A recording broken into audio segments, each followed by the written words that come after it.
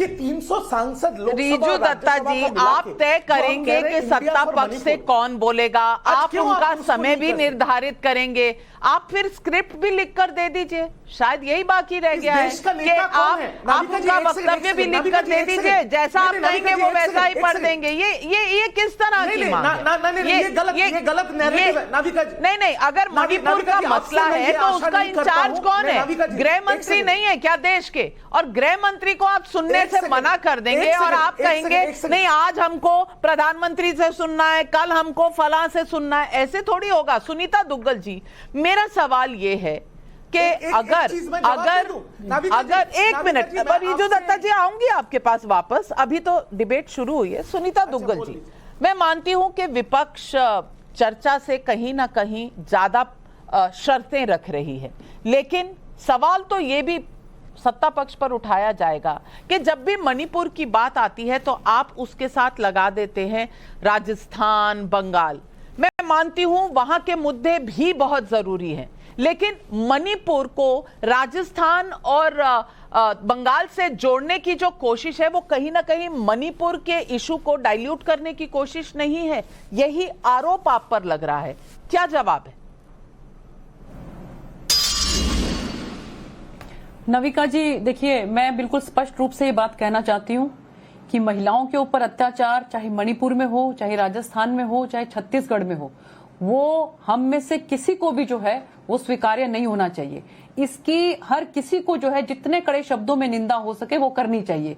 इसमें ये सवाल ही नहीं है कि मणिपुर में जो है महिलाओं के साथ अत्याचार है वो ज्यादा है और छत्तीसगढ़ में अगर अत्याचार महिलाओं पे हो रहा है तो वो किसी मामले में भी कम है। राजस्थान के अंदर अगर किसी की अस्मत महिला की तार तार हो रही है वो किसी भी मामले में कम है।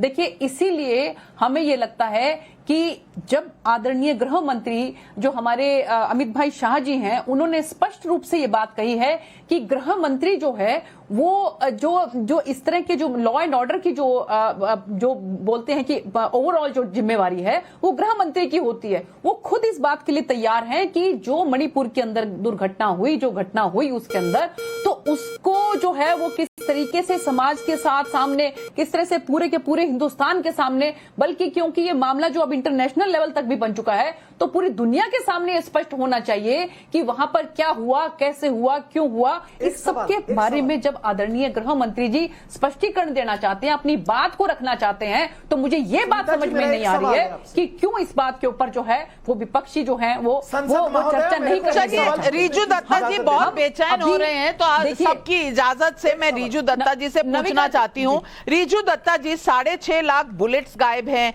लगभग 4,500 वहां से राइफल्स गायब हैं। वहां पर 2023 में 18% जो वेपन्स थे वो सरेंडर होकर लूट हो चुके हैं। अब इन सब आंकड़ों का जवाब तो गृह मंत्री देंगे, आपको इसमें क्या दिक्कत है?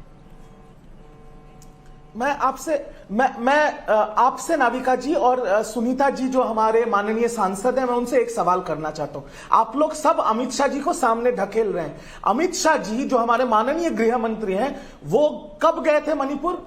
मई 29 तारीख को। ये जो घटना, जो निंदनीय घटना जो हुआ था, जो अभी पूरे देश विदेश में चर्चा, ये घटना कब घटी थी? 4 तारीख को। तो उनको ही तो बीरेन सिंह ने नहीं बताया कि ये घटना घटी, ये वीडियो वायरल नहीं होता तो प्रधानमंत्री जी बीच में नहीं आते, और प्रधानमंत्री जी बीच में नहीं आते तो अरेस्ट भी नहीं होते।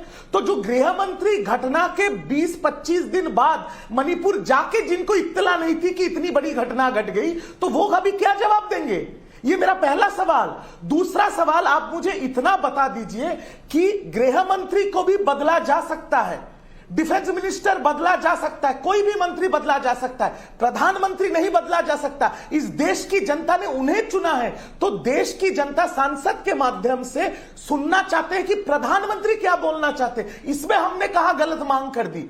अरे वो तो हमारे भी प्रधानमंत्री हैं, अगर वो 2 शब्द कह देंगे मणिपुर के ऊपर तो लोगों का विश्वास बढ़ेगा। सबसे पहले तो मैं अपना प्रोटेस्ट दायर करना चाहती हूँ। आप किस तरह की भाषा कर रहे हैं कि आप लोग धकेल रहे हैं देश के गृह मंत्री को? अरे ये क्या बात हुई?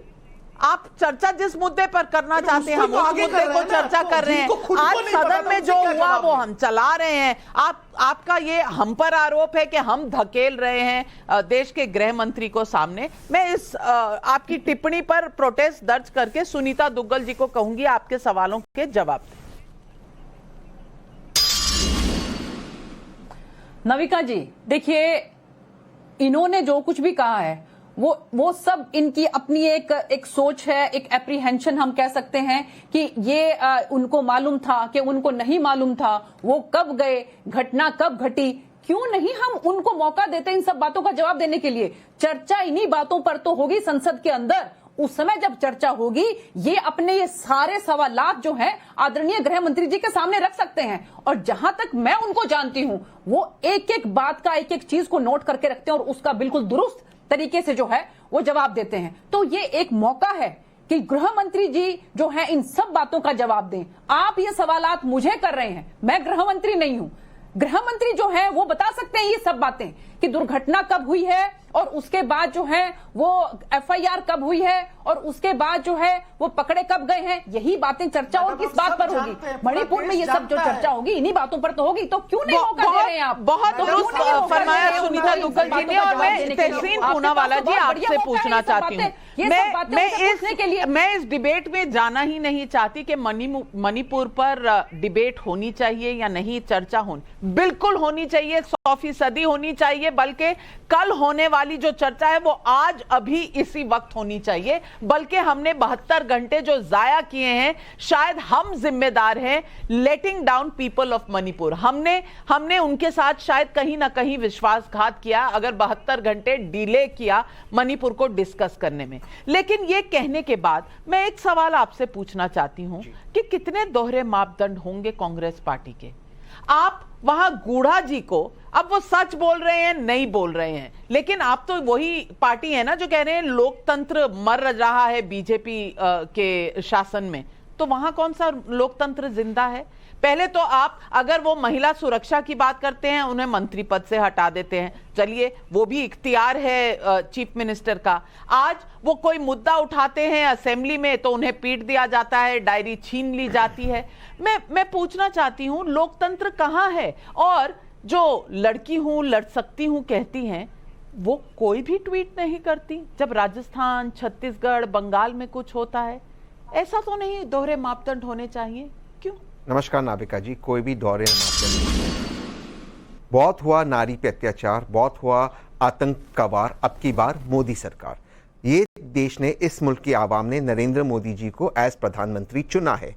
अगर पार्लियामेंटेरियंस ये अपेक्षा करे कि हमारे प्रधानमंत्री पार्लियामेंट में आकर स्टेटमेंट इशू करे, सिर्फ स्टेटमेंट दोनों हाउस में, उसके बाद जो सुनीता जी माननीय सांसद कह रही है उस पर चर्चा हो सकती है। अमित शाह जी का जो फेलियर है, जो मैं बार बार आपके शो पे कहता हूं कि इस देश के सबसे अगर बड़े फेलियर कोई गृह मंत्री वो अमित शाह जी। नाविका जी 1 मई से लेकर 10 मई तक लगातार मैं आपके साथ, 13 मई तक लगातार मैं आपके साथ टाइम्स नाउ स्टूडियो में था हर शाम, और हर शाम में उसी स्टूडियो में मणिपुर की चर्चा करता था और मैं आपसे पूछता था कि देश के गृह मंत्री कर्नाटका में कैंपेन कर रहे, ये सवाल पूछे जाएंगे गृह मंत्री से, उनसे उनका रेजिग्नेशन भी मांगा जाएगा, लेकिन प्रधानमंत्री जी स्टेटमेंट क्यों नहीं दे रहे? ये पहली बात। दूसरी बात, डिस्कशन राज्यसभा में रूल 267 के तहत क्यों नहीं हो रहा? Suspend all business and talk about Manipur, वो क्यों नहीं हो रहा? शॉर्ट ड्यूरेशन चर्चा क्यों चाहती है सरकार? क्योंकि सरकार डिस्टर्ब करना चाहती है हाउस। तीसरी चीज, हाउस विपक्ष का होता है, चलाने की जिम्मेदारी सरकार की होती है। ऐसे मैं नहीं, सुषमा स्वराज जी और अरुण जेटली जी के। तो क्यों नहीं प्रधानमंत्री आकर संसद के अंदर स्टेटमेंट देते, उसके बाद जो चर्चा है वो चर्चा माननीय गृह मंत्री और डिफेंस मिनिस्टर कर सकते हैं। लास्ट चीज के बाद में सवाल कहना चाहता हूं, अगर कोई गलत नहीं है, इस वक्त राजस्थान और वेस्ट बंगाल पे ये लोग डाइवर्ट करते हैं, क्या राजस्थान और वेस्ट बंगाल पे इस वक्त सिविल वॉर चल रहा है? मणिपुर के अंदर सिविल वॉर ही नहीं चल रहा है। इस पीएमओ ने वहां के मुख्यमंत्री को अपने ट्वीट्स डिलीट करने लगा है। क्यों ट्वीट डिलीट करने लगा है? किस तरह के ट्वीट किए थे वहां के मुख्यमंत्री ने? इन सब सवालों में जाएंगे ना, किए थे कि नहीं किए थे? मेरा स्टेटमेंट है, फेलियर है, इसमें कहीं दो राय नहीं है।